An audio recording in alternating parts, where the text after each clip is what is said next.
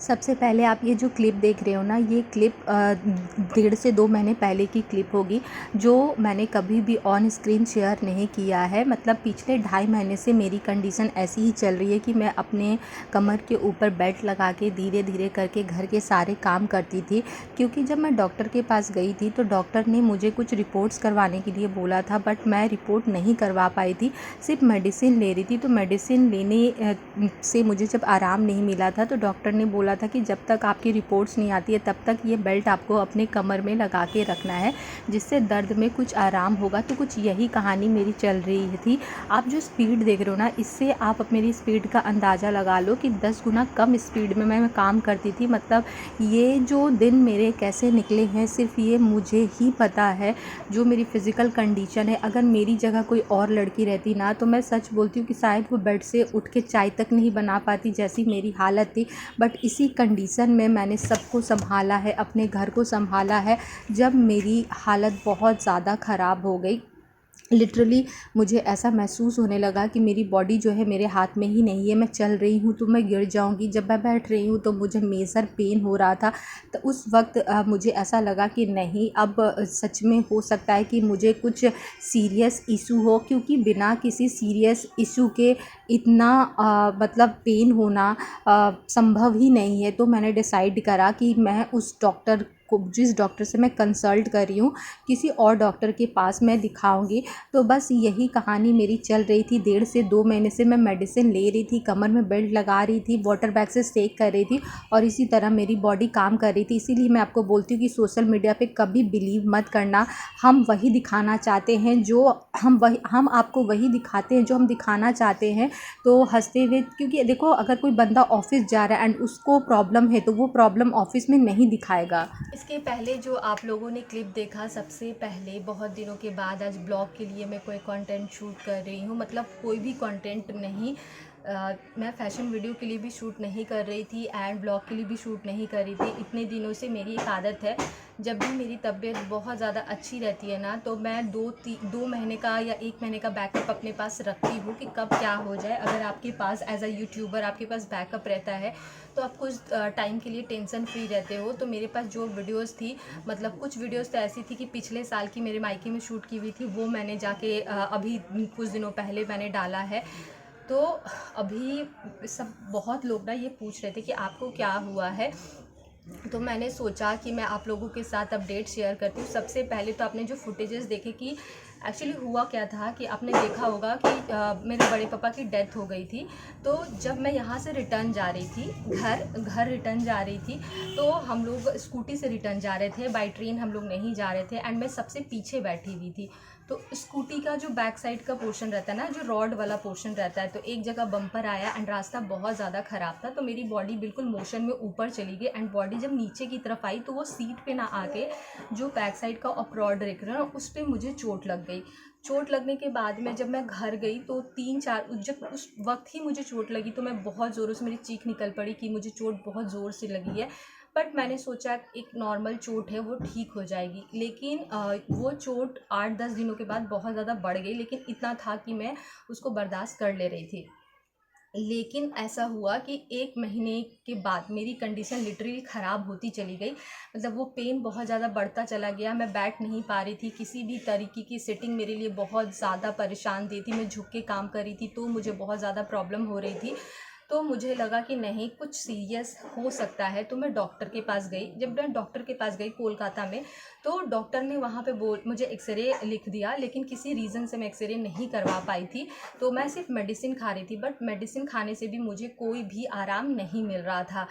तो 2.5 महीने जब हो चुके, मतलब 2.5 पौने 3 महीने जब हो गए मेरी चोट को, मेरी बॉडी बिल्कुल काम करना, मेरी बॉडी ने बंद कर दिया, मुझसे बिल्कुल भी काम नहीं हो पा रहा था। तब मैंने डिसाइड करा कि पवन कुछ दिन सब कुछ देखेंगे एंड मैं अपने मायके चली जाऊंगी, क्योंकि वहाँ के भी डॉक्टर ने मुझे टोटली बेड रेस्ट लिख दिया था। एंड जब मैं यहाँ पे आई तो यहाँ पे जिस दिन मेरा अपॉइंटमेंट था, किसी रीज़न से वो अपॉइंटमेंट मतलब मिस हो गया। फिर नेक्स्ट डे, मतलब 5 डेज़ के बाद मैं, प्लीज़ थोड़ा आवाज़ इग्नोर करना। तो 5 डेज़ के बाद जब मैं डॉक्टर के पास गई तो डॉक्टर ने मेरा ट्रीटमेंट करा, रिपोर्ट्स करे एंड मतलब जो रिपोर्ट्स थे ना वो मेरी सोच के भी परे थे। इतनी गंदी रिपोर्ट्स आई थी। रिपोर्ट्स में इंस्टेंट मेरे एक देखो मैं यहाँ पे आपको लगा रही हूँ, इस पर टेल बोन में फ्रैक्चर बता दिया गया। यस, मतलब ये हिप का एक हड्डी होती है, मतलब हमारे जो हिप एरिया होती है ना वहाँ पे एक हड्डी होती है, और वो हड्डी सबसे छोटी हड्डी होती है हमारे हिप एरिया में। तो उसी हड्डी में मुझे फ्रैक्चर रिकॉग्नाइज़ किया गया जब रिपोर्ट्स वगैरह आए। एंड वो फ्रैक्चर इतना मेजर हो चुका था, मतलब डॉक्टर ने बोला कि अगर आप 2.5 महीने पहले ही एक्सरे करवा लेते तो आपकी रिकवरी जल्दी होती, लेकिन 2.5 महीने आपने छोड़ दिया इसी तरह सिर्फ मेडिसिन की बेसिस पे आप रहे, जिसकी वजह से आपकी जो प्रॉब्लम है बहुत इंटेंस हो चुकी है। एंड आपको आइडिया भी नहीं है कि ये एक छोटी सी चीज़ आपको कितनी परेशानी में डाल सकता है। नेक्स्ट मुझे अर्थराइटिस की भी प्रॉब्लम डॉक्टर ने बोला है कि आपको अर्थराइटिस की भी प्रॉब्लम हो सकती है। तो उन्होंने अर्थराइटिस रिपोर्ट भी लिख के दिया है कि मुझे अर्थराइटिस की रिपोर्ट करवानी है। तो क्योंकि ये उंगली ना मेरी काम नहीं करती है, ये उंगली से अगर मैं कुछ भी होल्ड करती हूँ तो मुझे बहुत दिक्कत परेशानी होती है। और भी कुछ चीज़ें थी जो मैंने बोला था, तो डॉक्टर ने मुझे अर्थराइटिस के रिपोर्ट के लिए बोला। तो सबसे पहले मैं इसकी बात करती हूँ। तो अगर आपको भी कभी कमर में चोट लगती है या हिप एरिया में चोट लगती है तो आप अपना ट्रीटमेंट ज़रूर से करवाएं। प्लीज़ मेरी तरह इतना ज़्यादा अपनी हेल्थ के साथ खिलवाड़ मत करें। सबसे पहले अपनी हेल्थ को प्रायोरिटी दें आप। तो फ्रैक्चर वगैरह जब रिकॉग्नाइज हुआ तो उसका ट्रीटमेंट अब किससे कैसे हो सकता है। दो ये एक इंटरनल इंजरी होती है, ये एक एक्सटर्नल फ्रैक्चर नहीं है जिसको आप जोड़ सको प्लास्टर की जगह। तो ये इंटरनल इंजरी है। इंटरनली जो बोन्स होते हैं ना उसमें ब्रेकेज होती है। टोटली 2 मंथ्स के लिए मुझे बेड रेस्ट करने के लिए बोला है। दूसरा कि इसमें मैं क्या करती थी जब अपने घर पे थी, मतलब मैं फ्लैट में जब थी, तो जो वाटर बैग रहता है ना उसकी हेल्प से मैं सिकाई करती थी। तब डॉक्टर ने बोला कि ये काम करके आपने और भी बुरा कर लिया अपने साथ में, क्योंकि इस तरह की इंजरी में कभी भी सूखा सेक नहीं दिया जाता है। इस तरह की इंजरी में हमेशा गीला सेक पड़ता है। मतलब आपको या तो गर्म पानी से सेक करना है या फिर आपको कोई तेल मालिश करने वाला होना चाहिए। ऑनेस्टली मेरे घर में कोई ऐसा नहीं है कि 2 महीना मुझे जो है तेल से मसाज देता, वहाँ की मैं बात कर रही हूँ। और यहाँ पे भी मम्मी की तबीयत बहुत ख़राब रहती है, खुशबू है तो खुशबू आती जाती रहती है, अभी परमानेंट यहाँ पे रहती नहीं है। तो यहाँ पे भी मेरे पास ऑप्शन नहीं था मसाज का, तो मैंने डॉक्टर को बोला कि मेरे पास मसाज का कोई ऑप्शन नहीं है। तो उन्होंने टब में गर्म पानी करके मुझे सुबह शाम बैठने के लिए बोला है। मतलब मेरी दवाइयाँ 7 मंथ्स के लिए मैं कोई भी लॉन्ग जर्नी नहीं कर सकती हूँ, ये बहुत ज़्यादा ख़तरनाक है। डॉक्टर ने बोला है प्लीज़ अपने हेल्थ के साथ अब खिलवाड़ मत करिए, ये बहुत गंदी है। अगर दवाइयों से आपकी जो ये इंजरी है वो ठीक नहीं होती है तो एट लास्ट हमें सर्जरी करनी पड़ेगी। आप इतना मतलब केयरलेस कैसे हो सकते हो। उस दिन डॉक्टर ने मुझे बहुत सारी चीज़ें ली, और यहाँ पे ना पिक्चर भी पेस्ट करी हूँ जिससे आपको आइडिया होगा कि बोन टेल एक्चुअली होता क्या है। एंड तीसरा कि उन्होंने मुझे कुशन दिया है, उस कुशन ने मुझे कॉस्ट करा है 2200, जिसके ऊपर बैठ के मैं भी वीडियो बना रही हूँ। वेट मैं आपको दिखाती हूँ जिससे आपको आइडिया हो जाए। ये देखो मैं बैठ नहीं, मतलब फ्लोर पे मैं बैठ ही नहीं पाती हूँ हड्डी की फ्रैक्चर की वजह से। तो ये इस तरीके का एक कुशन है, आप ये देखो ये इस तरीके का रहता है। तो ये जो है ना आपके हिप एरिया पे जाएगा, और जो हड्डी टूटी है यहाँ पे इसका मतलब इसका पर्पज़ है कि ये हड्डी जो है बीच में इस तरीके से झूलेगी जिससे हड्डी के ऊपर किसी भी तरीके का भार ना पड़े। तो इसके ऊपर बैठा जाता है। वेट मैं बैठ जाती हूँ पहले।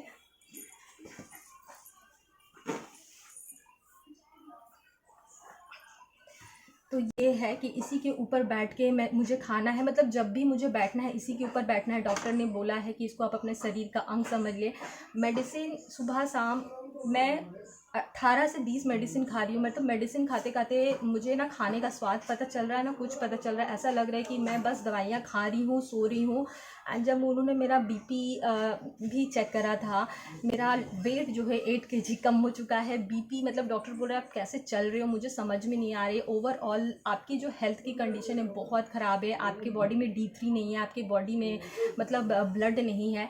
तो डॉक्टर ने बोला है, जैसे मेरी क्वेरी थी कि अगर ये दवाइयों से या आप जो बोल रहे हो उससे ठीक नहीं होगी, जैसे अभी दवाई खाते हुए आई थिंक 20 दिन हो गए हैं, बट कभी भी ऐसा नहीं होता है कि मैं दर्द से बिल्कुल पूरी तरह आज़ाद रहती हूँ। दवाइयाँ खाती हूँ एंड वो दर्द ना यार इतना गंदा दर्द है ना, मैं आपको शायद बोल के नहीं बता पाती हूँ। मतलब एक अजीब सी जलन होती है जब मैं दवाई खाती हूँ तो इसको भी लेके मैंने डॉक्टर से पूछा था कि जब मैं दवाइयाँ खाती हूँ तो मुझे इतनी जलन क्यों देती है। तो डॉक्टर ने बोला कि अगर आपको भी ऐसा, भगवान ना करे कभी कुछ ऐसा होता है, तो आप माइंड में रखो कि डॉक्टर कभी भी आपको कोई दवाई देंगे तो वो दवाई खाने के बाद आपको बहुत ज़्यादा जलन होगी, मतलब सेंसेशन होगी। एंड क्योंकि ये इंटरनल इंजरी है तो जब तक आपके मसल में सेंसेशन नहीं होगी, हड्डियाँ जो हैं वो जुड़ेंगी नहीं, तो इसलिए इस तरह की जो भी प्रॉब्लम होते हैं ना उसमें ऐसी दवाइयाँ दी जाती है।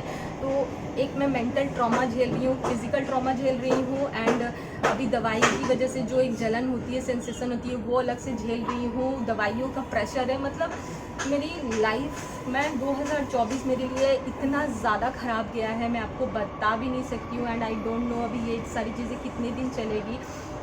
आज मैंने बोला कि 2 महीने हो चुके हैं, मैंने कुछ भी शूट नहीं करा है, तो आज मैं आपको दिखाती हूँ ये मेरा दवाइयों का पिटारा है और एक पैकेट ऐसा रखा हुआ है जो मुझे मिला के सुबह शाम खाना पड़ता है। तो ये एक डॉक्टर ने मुझे मेडिसिन दी है, तो ये मेडिसिन एक पत्ता जो आप ये देख रहे हो ना स्ट्रिप, वो ख़त्म हो चुकी है। दूसरी ये पेन किलर है, मतलब ये डॉक्टर ने मुझे बोला है कि आप कोशिश करना कि जितना हो सके कम इसको कंज्यूम करो, ये ज़्यादा मत खाना।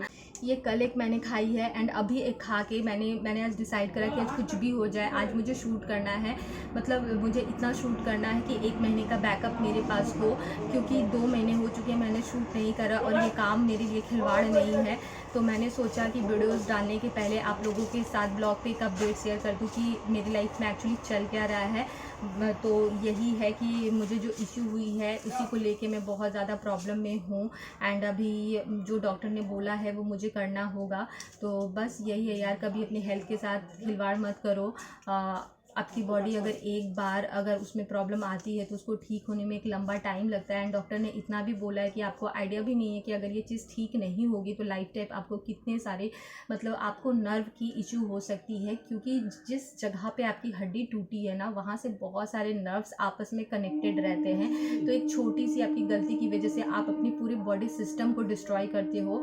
तो मुझे मतलब देखो ऐसा नहीं था कि मैं डॉक्टर के पास नहीं गई, ट्रीटमेंट नहीं करवाया, बट हाँ ये था कि मैंने टाइम पे जो है एक्सरे वगैरह नहीं करवाया था, जिसकी वजह से मुझे इतनी ज़्यादा प्रॉब्लम हो गई। और अगर मैं एक्सरे करवा भी लेती मतलब वहाँ पे, तो डॉक्टर ने मुझे टोटली बेड रेस्ट लिख दिया था, तो आना तो मुझे यहीं पड़ता। का अंग बन चुका है कि जहाँ पे भी मैं बैठती हूँ उसको अपने बच्चे की तरह लेके जाती हूँ, बच्चे की तरह लेके आती हूँ। बट ऑनेस्टली मैं यहाँ पे बैठ के आप लोगों से मन की तो बात बोल रही, जिससे मेरा मन हल्का भी हो जा रहा है। लेकिन बहुत मतलब 2024 आई डोंट नो यार, मैंने जितना एक्सपेक्ट करा था ना उससे, मैंने जितना सोचा था कि 2024 अच्छा जाएगा ना, उतना ही गंदा मेरा 2024 गया है। तो आज बस मैं यही बोलूँगी कि अपना हेल्थ का ध्यान रखिए। ऑनेस्टली मैं कोशिश करूँगी कि वीक में एक ब्लॉग भी आप लोगों को प्रोवाइड कर पाऊँ, बोलती हूँ बट नहीं हो पाता है, क्योंकि आप देख रहे हो मेरी फिज़िकल कंडीशन कैसी है। लेकिन शॉर्ट्स मैं रोज़ आप लोगों के साथ शेयर करती हूँ। तो अगर आपको लग रहा है कि सालू इतनी तबीयत ख़राब के बाद भी कंसिस्टेंट है, शॉर्ट्स प्रोवाइड कर रही है, तो प्लीज़ मेरी हौसला अफजाई करिएगा और अपना ध्यान रखिएगा। तो मिलती हूँ आपसे और एक इंटरेस्टिंग ब्लॉग के साथ।